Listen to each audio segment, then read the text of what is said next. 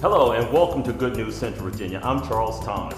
Today we have a very special show for you today. We're going to be talking about the Virginia Wounded Warriors benefit, and with us today we have Major Don Thotos of the Spotsylvania Sheriff's Department and also Alvin Shell, who is an actual wounded warrior. Don, we have a big event coming up on the 25th. Can you tell us a little bit about that? We do. It's on April 25th at Spotsylvania Town Center, and it's a benefit for the Virginia Wounded Warriors.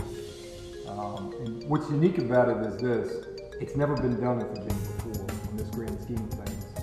The Virginia Wounded Warrior program, it's actually through Virginia legislation.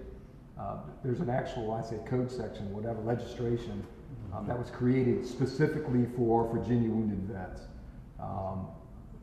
Back several months ago, Sheriff Harris, we wanted to reach out and help our community. And one of the things that absolutely wanted to do is be part of the Virginia Wounded Warrior program. So that's where we're at. But it's April 25th, Spotsylvania Town Center. Opening ceremonies, Charles, is going to be at 11:30 a.m. and it'll go till 4 o'clock.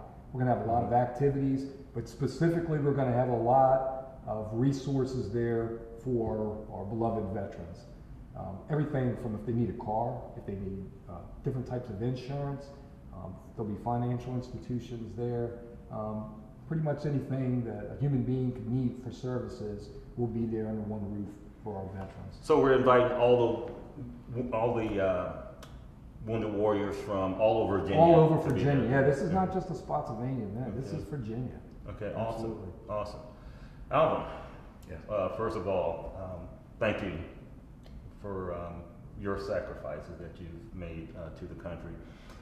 Tell us a little bit about being a wounded warrior. You know, where you got wounded, your transition back into the community. Sure.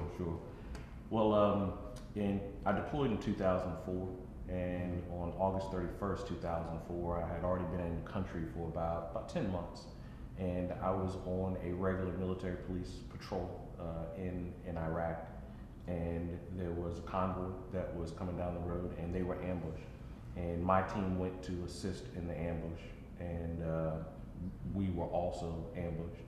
There was an explosion of an IED, and it destroyed one of the vehicles, and as I was pulling one of the guys out of the vehicle, there was an RPG, a rocket propelled grenade, that was shot at us, and it ignited the road.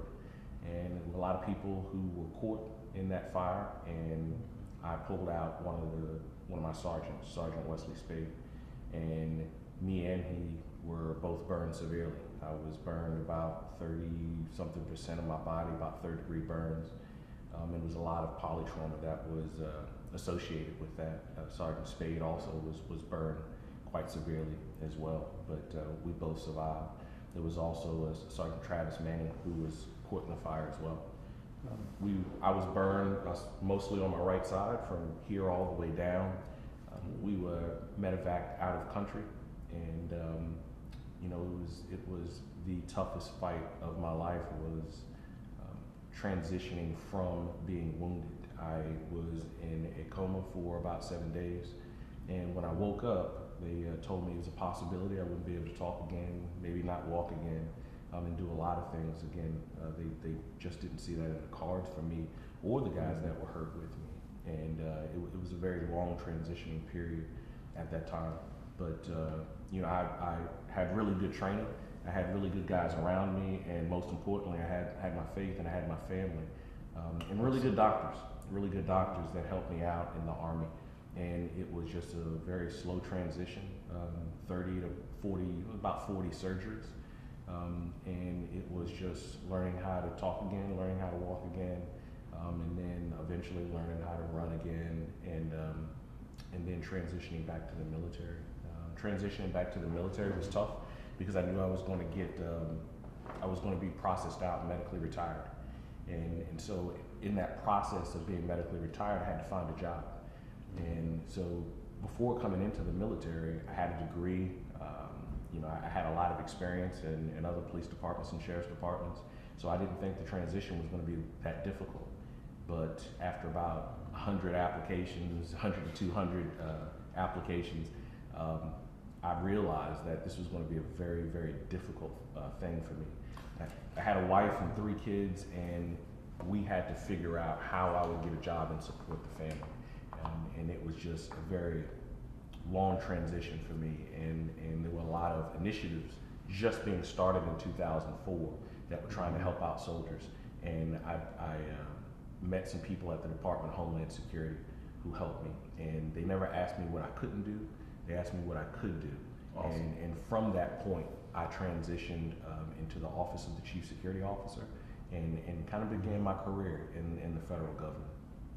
I want to back up a little bit through that application process.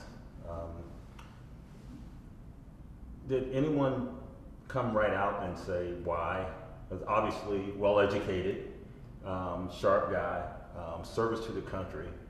I would think that employers would jump at the opportunity. Tell us a little bit about that process and You know, that's a good what you question, mentioned. because I asked that very question myself. I thought I was very marketable with military experience, prior law enforcement experience, a bachelor's degree, and you know, and a hard worker. You know, I thought that transition was not going to be that difficult. I had an opportunity of having someone call me and talk very honest and open to me, and told me, because I had a disability rating of 100%, that they were very reluctant to take me. They didn't know what I could do. They didn't know, would I be a burden? They didn't know if, you know, they would just have to walk past my cubicle and just say, thank you for your service, and pat me on the head, or could I really contribute to their organization?